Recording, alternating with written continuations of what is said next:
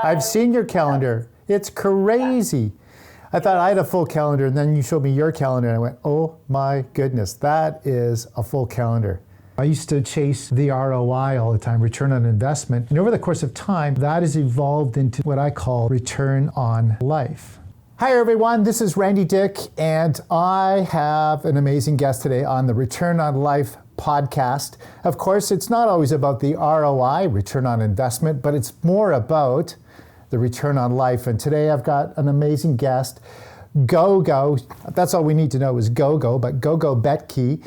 And Gogo is an amazing agent, but not only an agent, but a superstar when it comes to Instagram. She's got her own TV show, Top 125 from Success Magazine in 2022 as the most influential, agent around, top 3% in the nation. And we're not talking just in one state, but in North America. So welcome here, Gogo. With no further ado, how you doing? Oh, I am wonderful. I actually wrote down return on life. I like that. Well, it's all about chasing something, and we chase whatever it is. And so for so many years, it was always about what am I getting on this as far as the ROI. And then, of course, when you do this business for so long, and I'm now 32 years in the business, I started thinking there's got to be more than just a return on investment. And that's when I came up with this thought of myself doing everything for the ROL, the return on life, and which is what brought me to EXP as well, by the way. So it's great to have you on, and we're going to obviously talk about the return on life a little bit. By the way, what does that mean to you when you hear return on life? What does that mean, just out of the gate? So I was thinking that same thing as you said it. And I said, isn't that true? Because I worked myself set into a burnout twice in my career, right? And then it made me twice because the first time I didn't learn it clearly, right? So because it made me realize, hold on a minute, why am I working this hard for? I don't even have time to spend the money. I don't have time to go anywhere, do anything. Like I don't even have time to shop on freaking Amazon, let alone to go to a store. And I used to go to Marshall's after a closing and just walk around in the store and do a little retail therapy and grab a Starbucks and go do lunch with Christy. And, Christy's my right hand. So these kind of things. And then you get into this grind and you go. And you look up one day, it's like, hold on a minute. Like my husband reminded me, because when I switched to EXP, I said, give me 3 years, I'm going to work like a mad woman, so we'll never have to work again. And I don't have to work. We don't have to work ever again, right? We are in that situation, but it's 4.5 years later and I'm still in the grind. Because now it's because I love it and because I want to change lives and I don't know when to stop, right? But in the same time, I learned to be super scheduled, and then I schedule fun times too. So if I look back, all of my videos automatically save, right? Like when I do my stories and stuff on Instagram. And so when I look back on these memories, I was like, oh my gosh, I had so much life. Then I squeezed into these 41 years. I've been in so many places and I've done so many fun things and I met so many amazing people and got so many amazing opportunities. So yes, go chase your dream, but make sure that you're turning it into memories, right? Like your money is just, it's neutral. It's not bad. It's not good. It's just there to give you the opportunities that you can afford. The more you make, the cooler opportunities you can afford, the better foods you can eat, the beautiful places you can go to. So yeah, spend it on life. You talk about dreams. When did you have the dream of what you're doing today become manifested? Like when did that start? And maybe let us know, like you're from Romania originally, right? That's your homeland? Yeah. When did you come to North America and how did this all transpire into you being this Instagram superstar? And by the way, I always say, it's the IG, it's a university of IG, University of Instagram, where you can either learn or be distracted or get thrown offline. But maybe share a little bit about your story. It's an incredible story. So I came to the US when I was 21 years old by myself. I didn't know anyone. I didn't know a single human being in this country. I barely spoke the language. Even till this day, I don't have anyone related to me by blood on this whole continent. Wow. besides my two children, right? So with that being said, I remember being about 8 years old and communism in Romania ended. So they shot Ceausescu. They put him to the wall and shot him in the head. And my parents thought it was a great idea to make us watch it live. Well, I did. I was 8 years old, right? And that's when our life changed in Romania, because we became a democratic country and we started getting access to the Western world and television and newspapers and magazines and chocolates and oranges. I've never had an orange until then, or banana, because there was no Western world coming in, right? It was only whatever we grew in the country. And so finally getting access to the Western world, my dad went and bought a color television and a VCR player, and came home with 48 Hours by Eddie Murphy. And I thought it was one of the funniest movies I have ever seen in my entire life. I thought he was hilarious. I don't know if it was the translation. Maybe it got lost in translation, right? But he was so funny. And I remember he looked so happy to me. Well, first of all, that was the first Black person I've ever seen.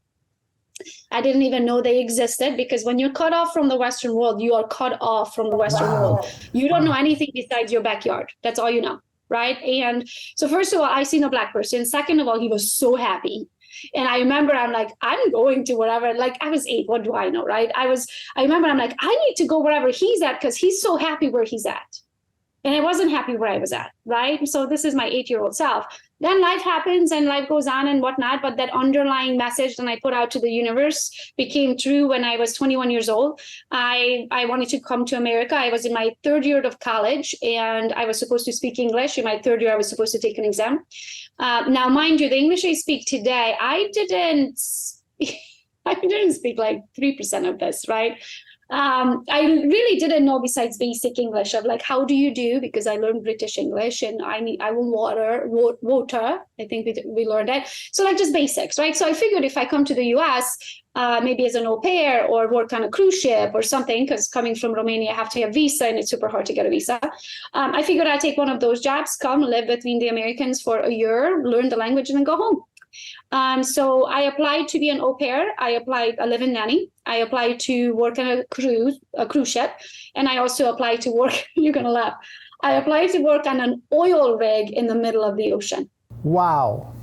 That was going to take me to America, right? Could you thank God that God doesn't answer all of our prayers? Thank God. And sometimes God is like, you'll never make it there, honey. You'll be pregnant on day 1. Like, just forget it. Right? Could you imagine me in an oil rig in the middle of the ocean? Like, oh my gosh, what was I thinking? I don't even think I understood what I applied for, right? So anyway, I applied for all 3. I got all 3 of them. I got accepted for all 3 jobs, but the au pair job called me first. So I said yes to that one first. And so I decided to come to the US as an au pair. My host parents lived in Brighton, Michigan. And so that's how I got to Michigan. And then 2 months later, I met my husband. And 2 months after that, we were married. So we're having our 20th wedding anniversary on August 11th in a couple of days. Congratulations. Thank you so much. And I did all kinds of odd jobs at first, right? I worked in a jewelry store. I worked restaurant food safety. You name it, I did it, right? And then eventually, as I was working as a server in a restaurant, I realized I don't really like this job and I probably should be a realtor. My neighbor thought I would make a great realtor. So I went into real estate. I went and studied and passed right away. And then reality kicked in of like, who's going to buy a house from me? I don't know anyone. I don't have a cousin or a college friend. I didn't grow up with anyone. Like I seriously knew no one. So I was like, my real name is impossible to pronounce. So my real name is Gyöngyvér. Impossible to pronounce. Nobody's going to be calling that name on the yard sign and be like, I would love to buy a house if you can't even pronounce your name, right? Yeah. Had no money, no sphere of influence, no college education, no sales experience, like you name it, I had none of it. But I'm a sore loser and I'm a great studier. So I love learning things I don't know, and I love to learn from the ones who do it or done it, I should say, successfully. So I interviewed everyone in our office to see how they got to where they are, the top producers. I don't interview the losers because there's no point of knowing what they do. I don't even want to have that information to take up space in my brain, right? So I only interview the winners and figured out what they do for a living or how they get all the leads. And I realized that I don't like any of those ways. I don't like to cold call. I have an accent and my name is Gogo. Wrong line of work, right? I don't like to door knock. I'm 5'2" little blondie, stranger danger. I am not going up to someone's house, right? I'm begging for the business. And also, I always had like a little chip on my shoulder to be like, you're lucky if you get to work with me. Even when I wasn't a top producer yet, I just knew what I bring to the table. I'm a super hard worker. Yeah. And there's no in my book. If there's a way, I will find it. If there's nowhere, I will create it, right? So either way, we are winning, right? So with all that being said, I did the research, realized what I'm not willing to do, like the cold calling, the door knocking, all that. And that left me kind of at nothing. I was like, okay, well then where are the strangers? Because I need to find the strangers who are going to buy and sell with me. And I figured everybody and their grandmother is on Facebook. So I know how to use Facebook. It's free. I created a business page called Gogo's Real Estate, and then the rest is history. Wow. Wow. So much there. Have you asked yourself, why you? Why me? Like all of these things. Why Gogo? Like, why did you? I mean, today you don't have any relatives in this country. Did you ever ask yourself, why me? Why me for greatness? Why is this all falling on me? Why am I fighting through this? What is driving me to keep going? Because I'm sure there were so many times that you're just doubting what you're doing and the direction that you're going, or maybe not. I actually want to say I don't. I look at things of I don't have to do it. I get to do it. Okay. It's a good answer. You know, doubt, just to talk on doubt, I often find that people really doubt things and then they think it's a no. But I see doubt as just being a bit of a caution brake or a speed bump. Just slow down just so you can rethink things a little bit, but you're still going to move forward. So that's how I see doubt. But I learned a lesson. It was, how sometimes you learn little bits of lessons. So it's multiple lessons in one, and then I put together the picture, right? I'll start with this one. I was flying one time and this lady was sitting next to me and we hit it off. There was an older lady, like cute little thing, right? Well-traveled, well-spoken. She was a teacher in her life, but she loved to travel, right? So we're sitting next to each other and we were talking and chitty-chatting. And for whatever reason, the plane was taking a long time to take off, right? So we were talking, like I felt like I've known her for days, hours by the time the plane is taking off. And finally, as the plane is taking off, I looked at her and I said, hey, sorry, as the plane is taking off, I have to pray and close my eyes because I used to be super afraid of flying, right?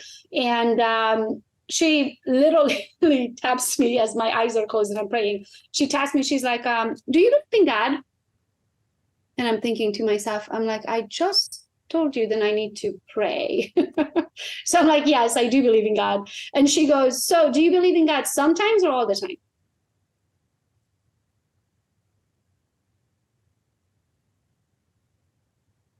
Mic drop. Mm-hmm. Because she goes, if you believe in God on the floor, on the ground, then you should believe in God in the air because God is always everywhere. Right. So you can't choose when to believe in God and when not to believe in God, right? If you believe, you believe. If you don't, you don't.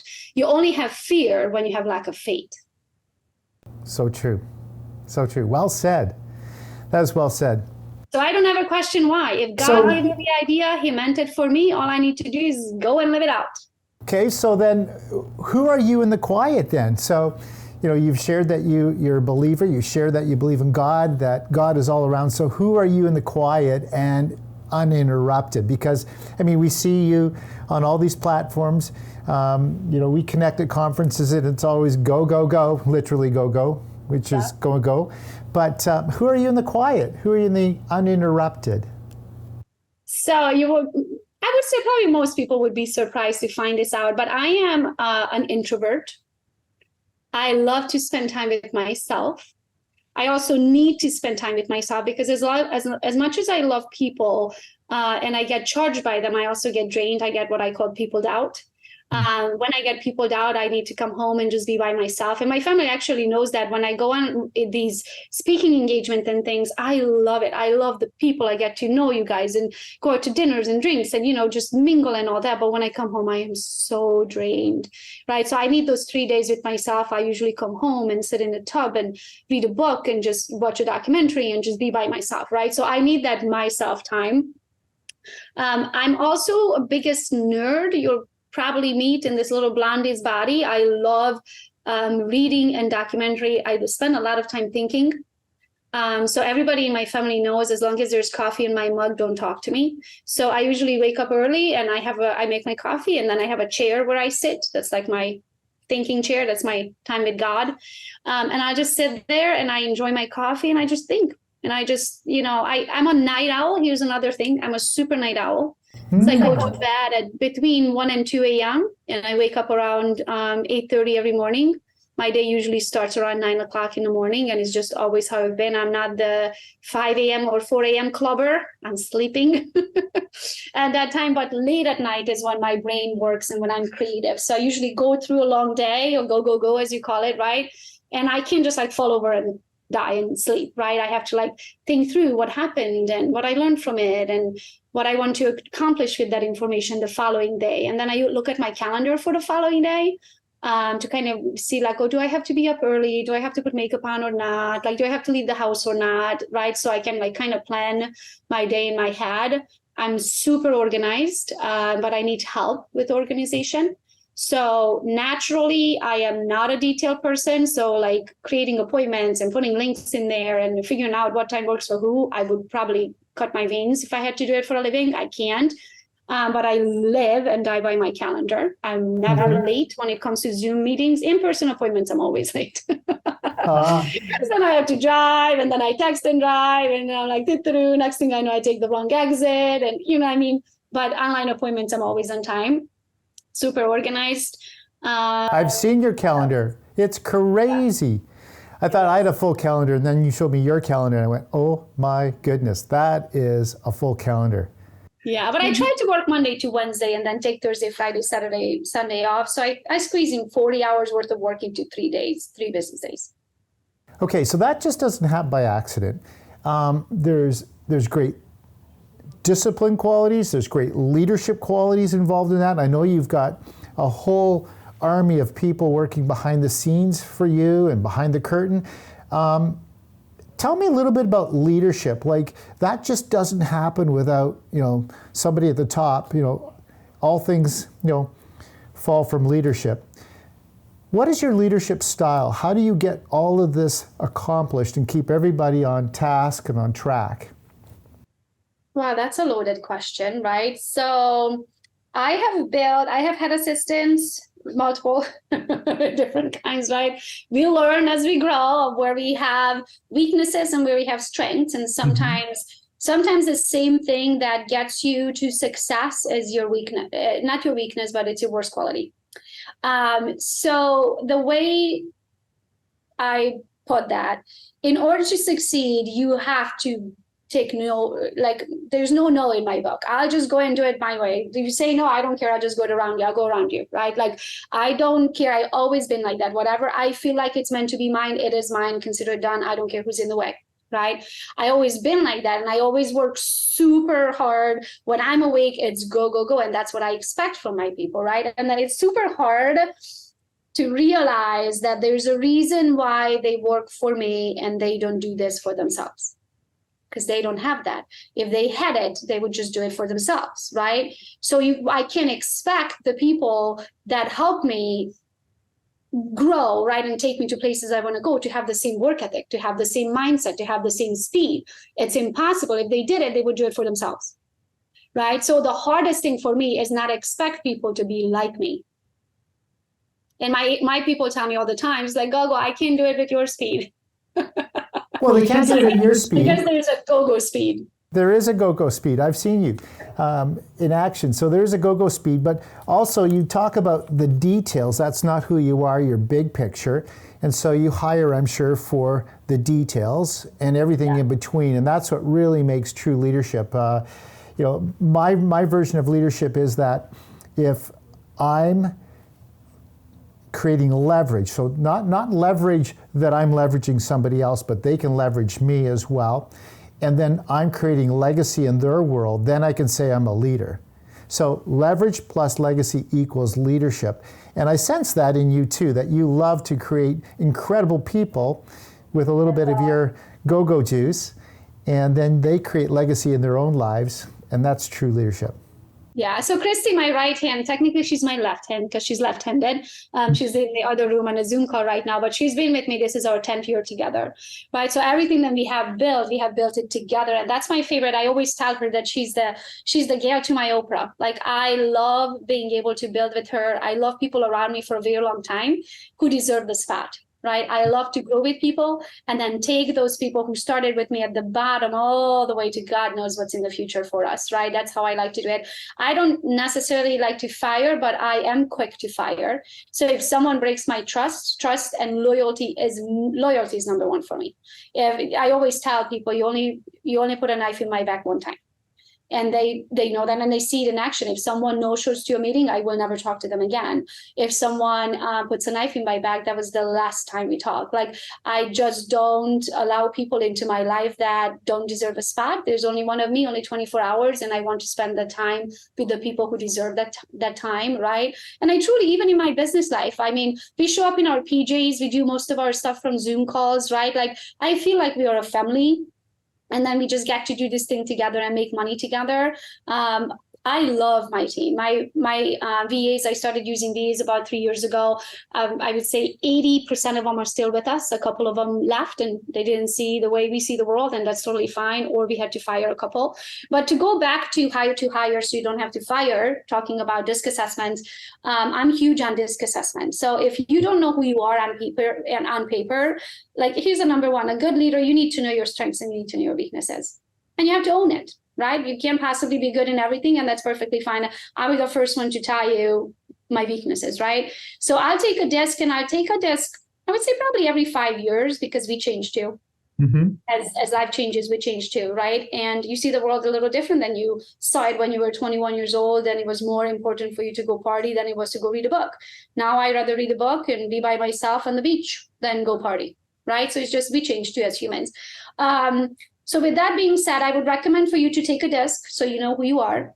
And then depending on what job you're hiring for. So for example, if I'm hiring for an executive assistant, I need them to have skills that I don't.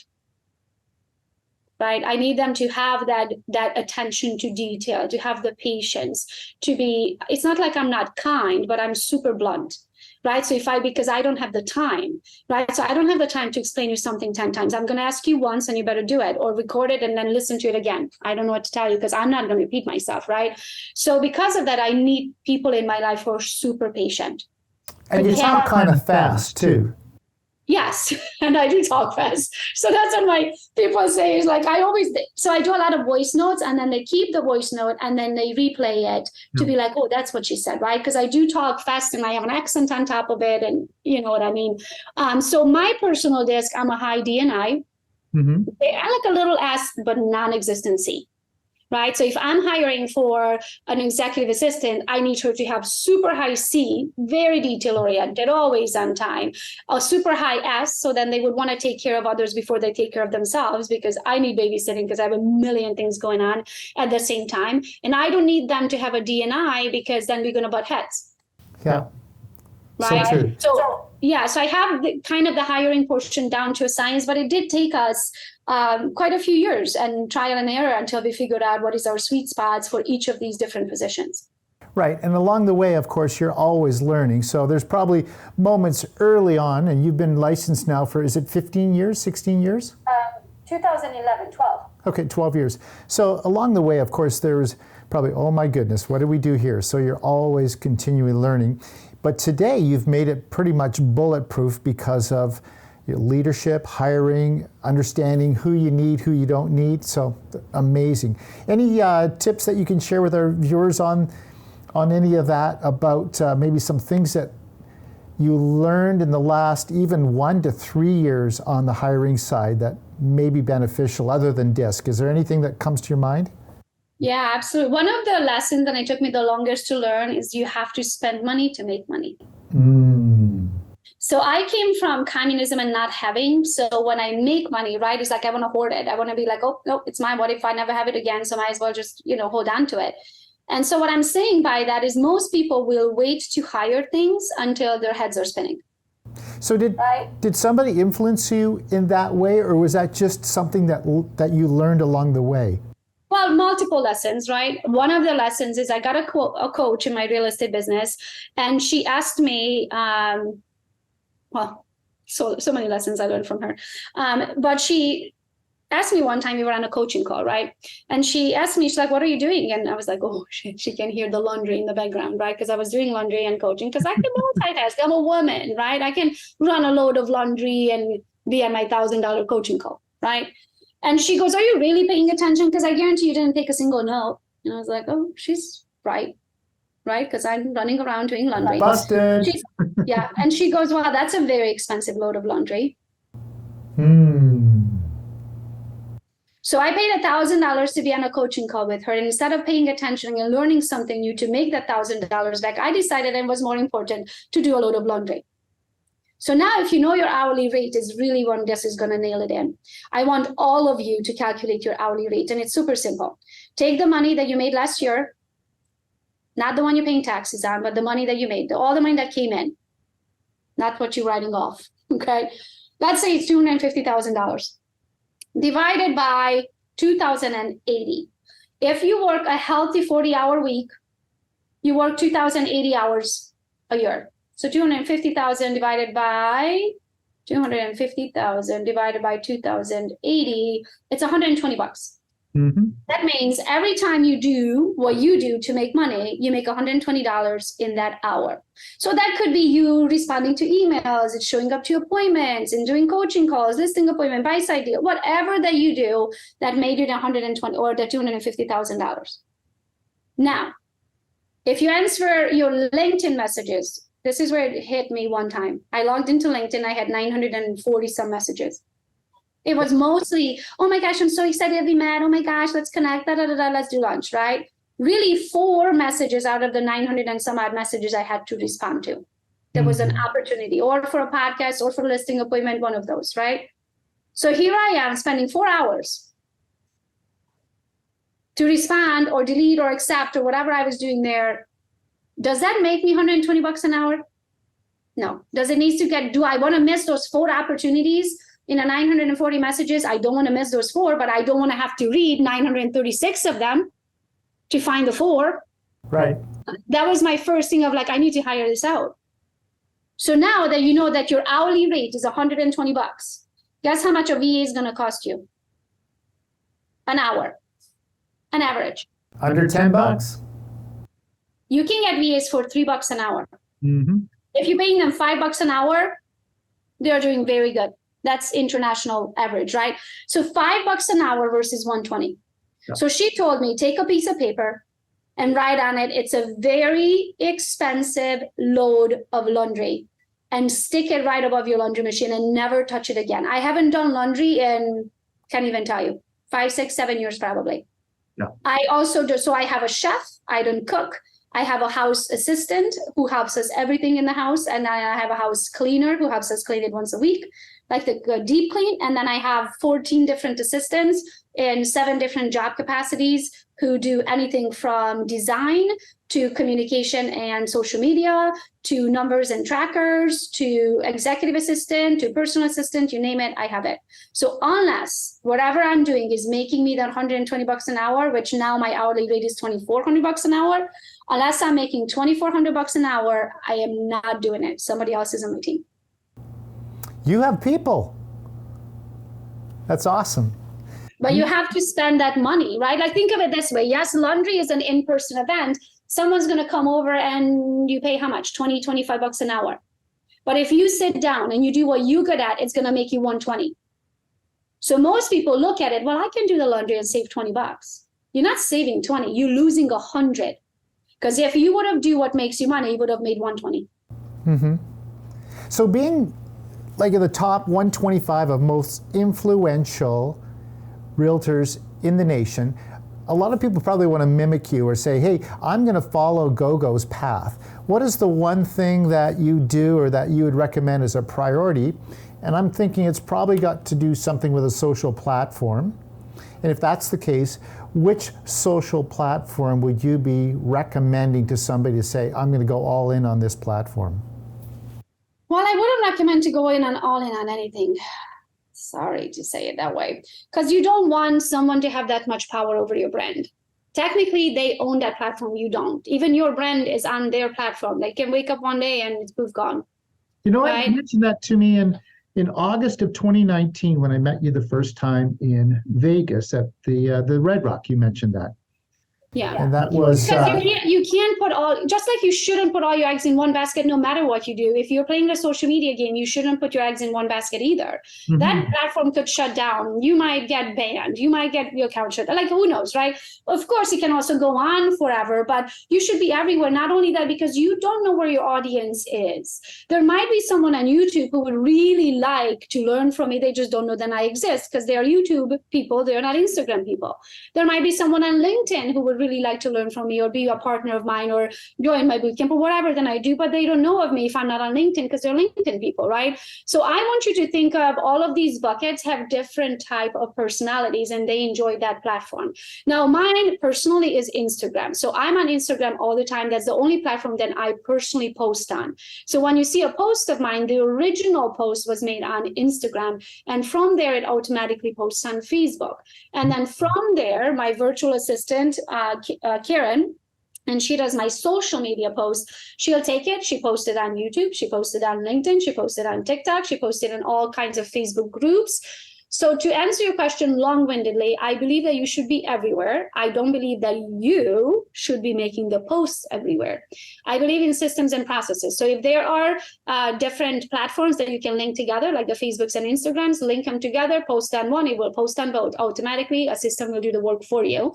For all the other ones that you cannot link together, just so you can have a presence on them, hire a VA. You make one post, it's going to take you, whatever, 2, 3, 5 minutes on whichever your home platform. For me, that's Instagram. For you, it might be Facebook, right? So if you join Facebook, make your post on Facebook and then have your VA take it from there and plaster it everywhere. So you are everywhere. You just didn't do the work everywhere. And so to get some traction on one of these social platforms, whatever platform you choose, how much effort and time do you need to spend in really finding success on that platform? I mean, I spend probably 5 minutes a day. That's it. Think about, well, a post, how long is a post going to take you? You take a picture, you edit it, or you take a quick video. If you're doing a reel, it's 1.5 minutes. So let's say it takes you 1.5 minutes to do a video. I don't overthink it. I don't edit it. I don't just like take it, go with it, right? If somebody doesn't like it, they're not my people. I'm not looking for them. I'm looking for the people who do like me, right? Mm-hmm. So let's say it takes you 5 minutes, and then I spend in my stories, I probably do 10, 15 stories a day, which are probably a minute each. So let's say it's 15 minutes plus the 5 minutes post. So let's say 20 minutes of work. Yeah. But that is out there for the world forever, unless I take it off. Right? So I can reach, literally, I just looked at my account yesterday. In the last 30 days, we reached 982,000 accounts. So almost 1 million people in 30 days. Wow. Right? So what can you do in 30 days that you would reach 1 million people if social media didn't exist? If you were dialing or sending emails, like, yeah, you could send emails, but it would probably crash your account if you tried to send 1 million emails at once. Also, how long would it take you to build that database? Right? So the way I look at it, the more eyeballs, the more opportunities. I just need to go where the eyeballs are. And I don't think it takes a long time if you figure out how the platform works. Each of them has their own little quirks. Right. And what they like and what they don't like. But if you learn to play by the rules, which again, you don't have to learn the rules, the VA has to learn the rules. Your assistant has to learn the rules. Your assistant learns the rules, audits your business, audits how well you're doing, and then lets you know, hey, we're doing great or we need to adjust something, right? What's your greatest gift or your superpower, and when did you know that it was? When did you know you had a superpower, and what is it? Oh gosh, I don't think I've ever been asked this question, but the first thing that pops up in my mind, I think I'm relentless. You are. I just don't take no for an answer. If there's no way, I will create one. If I will call you until you say yes. I mean, I will drive someone out of their ever-loving mind. They just like, okay, fine. Just shut up already, would you? And when did you know you had that? Was it at an early age? Like, was it like? I've always been like this. Yeah, I think God created me super impatient. My dad used to say, oh my gosh, child, yesterday was too late for you. And I was like, that's right. That's right. Yesterday was too late. Like I wanted something, I wanted it like way before yesterday. Not today, not tomorrow. Like, give it to me. Wow. Okay, let's go to real estate for a bit here. What is the future of real estate and the future of a real estate agent? Is that in jeopardy, or is it? Are we going to be enhanced in a different way with AI? What's the future of real estate and the realtor in the game? Yeah. I do believe technology is here to stay, right? It's been here for a while, so you better embrace that idea because it ain't going anywhere. Mm-hmm. Remember back in the day when people was like, what am I going to need an email address for? Could you imagine today without an email address, like, or a .com? Like, it's impossible. We can't. You have to have technology. So I feel like as long as people are willing to learn of what's coming our way and not be scared of the new, it's just like embrace it. Hey, this is where we are going. I mean, imagine when I got licensed, this is only 12 years ago. I used to fax offers. Imagine if I was trying to fax an offer today. I don't even know if anybody owns a fax machine anymore. And if I could find one, and even if I find one, they probably would never get my offer. Right? So you have to change. Change is inevitable. So I think the agents that been in the industry for a very long time, the good old boys that have been doing real estate this way for 50 years are going to be out of business unless they change. Right? It's not going to work anymore. The handshake doesn't work anymore. You need, what do they call it? Cyberproof, like, oh, when was this time? Did they sign it electronically? What time did they sign it? All that, right? Handshake won't cut it anymore. And I feel like the agents who got into real estate the last few years that got into it because, how do I say this nicely? An idiot could sell a house 2 years ago, right? Those agents are also going to be out of business because that was I call them accidental agents. They accidentally sold a house. They didn't learn how to market. They didn't learn how to lead generate. They didn't learn how to, nurture a potential lead into closing. It just fell on their lap and, oh, shoot, they bought a house, right? I think those agents are also going to be out of business. But I think the ones who are in it, who understands that anything worth having is hard work. So as Albie Stasic says it, if it's easy, like if you do what's easy, life's going to be hard. If you do what's hard, life's going to be easy. Right. So if you embrace the new things and the technology and the new ways we are doing things, you're going to have it easy. No matter what this industry throws at us, you're going to be able to figure it out because you're going to have systems and processes in places. The agents who are fighting the idea of the new era of the AIs and the chat GPTs and all of these different apps, I think they're going to get a real job, as I like to call it. Which fits right into return on life, how you can use technology to have more life. And you've done such a great job with having your virtual assistants and all your people that help you with getting more and more life, but also technology is really, part of that big piece for you as well. Love that. Hey, who's the best in the world at what you do?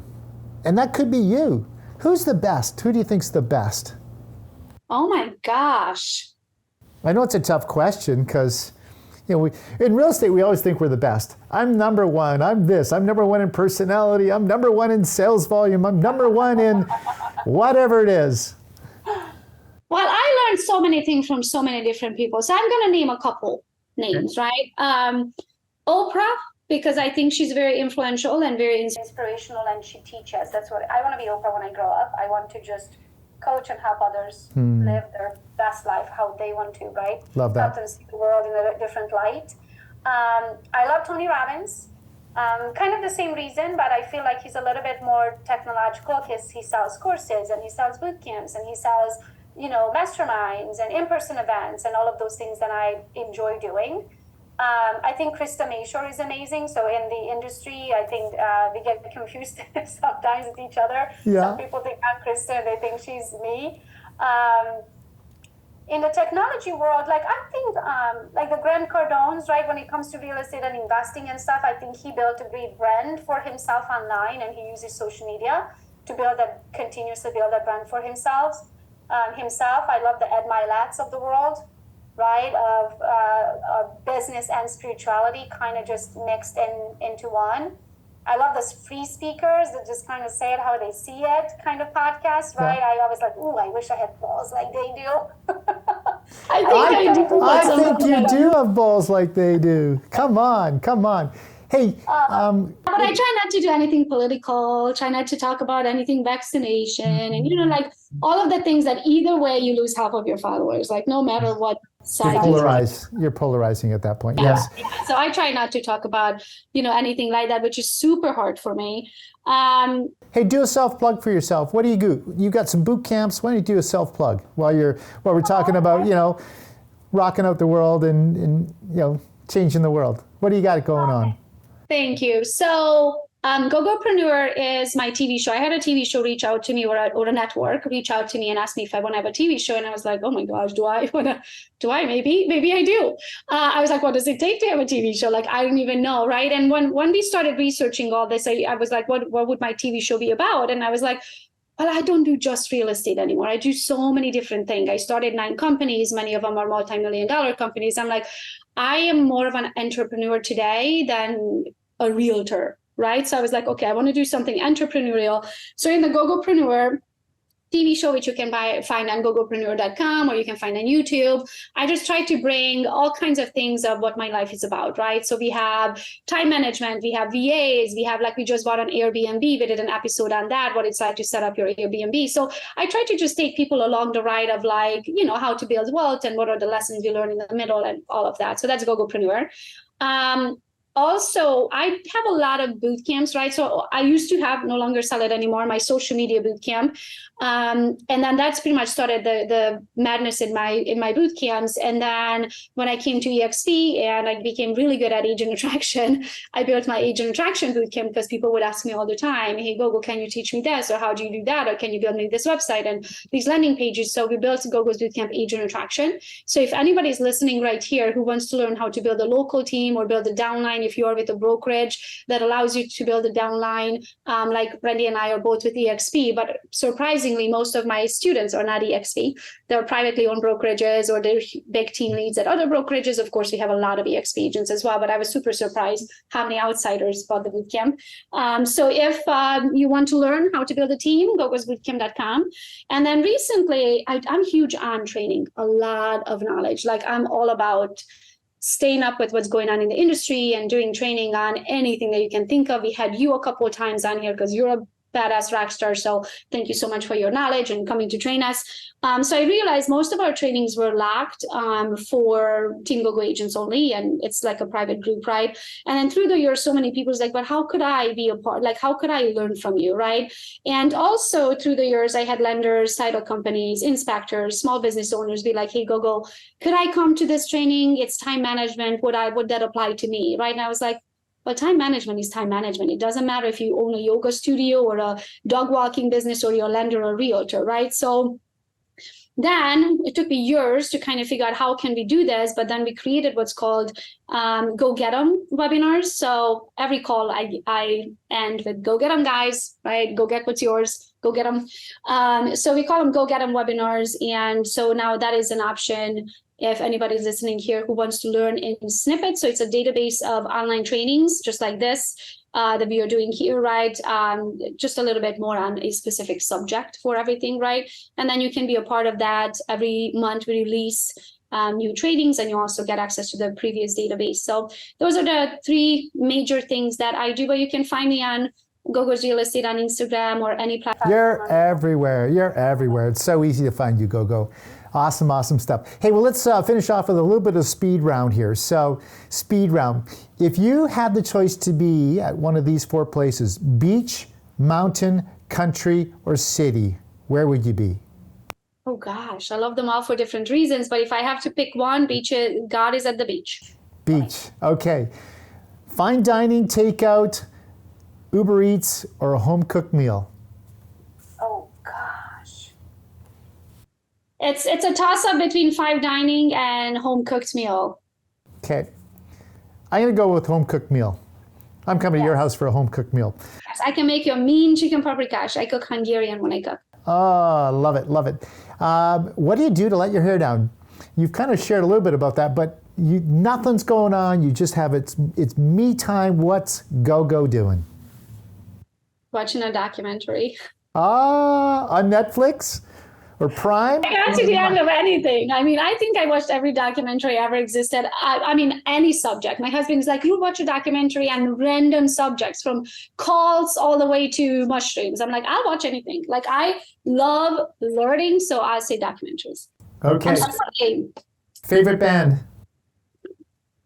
I don't know if Tina Turner was a band, but Tina Turner. She's awesome. Text, email, phone call, or in person? Voice note. Voice note, love it. Audible or book? Book. Hard copy in your hand, paper book. Awesome. I like your book there, Darren Jacklin. Until I I just got it from him. It's autographed. I got it at the last event. It just have to get read. Awesome. Hey, last question. This is a trick one. If you were a scratch and sniff sticker, what would you be? And I'll give you time to think on. I love to be at the beach, like you, with my wife. I kite surf and pina coladas. So a pina colada sea breeze smell. When you scratch my sticker, it's going to be the beach with a pina colada. What's your scratch and sniff sticker? I don't know why, but I love the smell of hyacinths in the spring. You know, those little things that pop up and they only up there for like 3 days and then they die. Yeah. I love the smell of hyacinth. So I would be a hyacinth. Awesome. There are no hyacinths at the beach, but hey, I can take that sticker with me. You can. Hey, this has been Full Throttle today. Full Throttle. Thank you so much, Gogo, for sharing so many great insights and just... you're so much fun, so much energy, and you just give back in such amazing ways. So thank you for being a guest on Return on Life podcast, Gogo. Oh my gosh, thank you so much for the opportunity. Till the next time, we'll see you. Bye, guys.